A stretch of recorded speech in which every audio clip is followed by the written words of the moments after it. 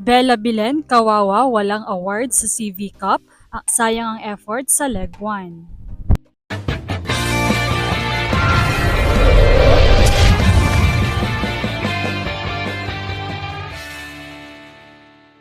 What's up, Volleyball Nation? Welcome back to my YouTube channel. Narito ako para magbigay sa inyo ng updates tungkol sa mundo ng volleyball. Pero bago yan, don't forget to subscribe and hit the notification bell para updated ka sa aking mga videos.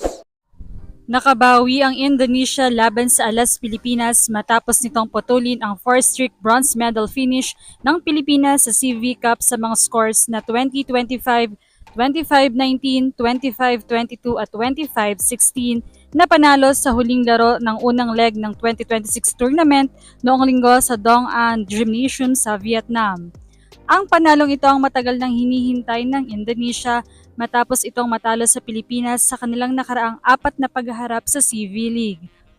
Tila papunta na sana ang Alas Pilipinas sa isang deciding 5th set matapos makasabay sa Indonesia sa unang bahagi ng 4th set.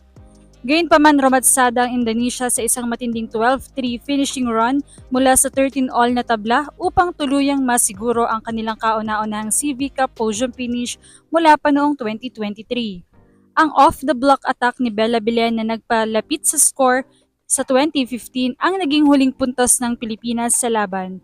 Mula roon ay umiskor ang Indonesia ng 5 sunod-sunod na puntos. Outside ang sumunod na atake ni Bilen upang maabot ng Indonesia ang match point, bago siya tuluyang mablock sa kasunod na rally na siyang nagtapos sa laban.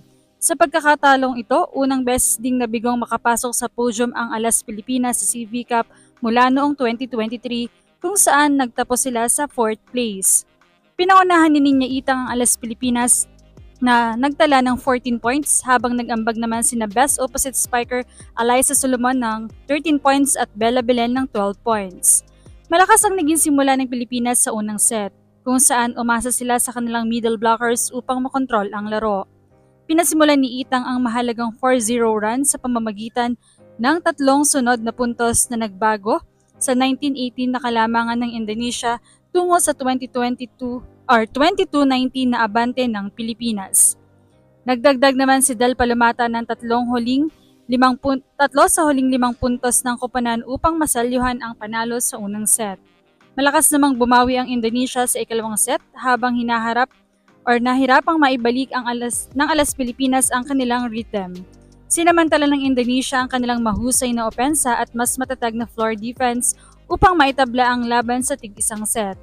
Naging dikit ang ikatlong set hanggang sa makalayo ang Indonesia sa bandang huli.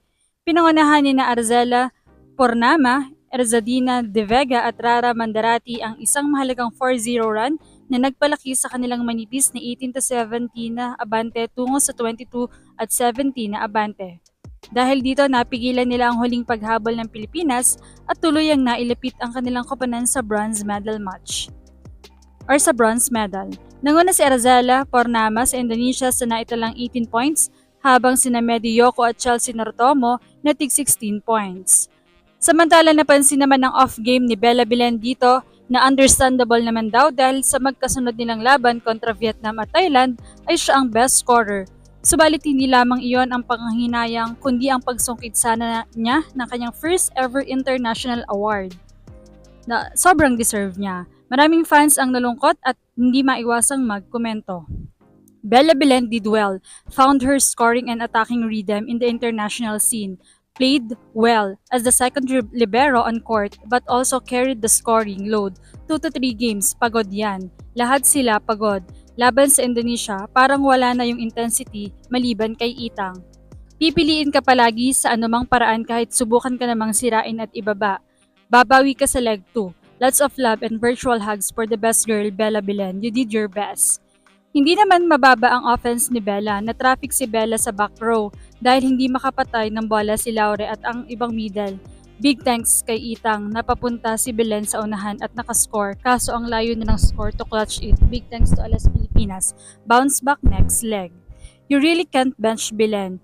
Kahit di sobrang gising ang opensa niyan, babawi at babawi pa rin yan sa depensa. Na-anticipate ko na rin talaga na mapapagod si Bella ngayon after watching their First two games, like girl, buhat na buhat ni bakla ang offense and defense. Sunod-sunod pa na 4 and 5 Saturday game nila, tapos babad na babad si Belen, hindi nilalabas since first game. Kaya naman, anong masasabi niyo rito? Leave a comment below. Thank you for watching and don't forget to subscribe.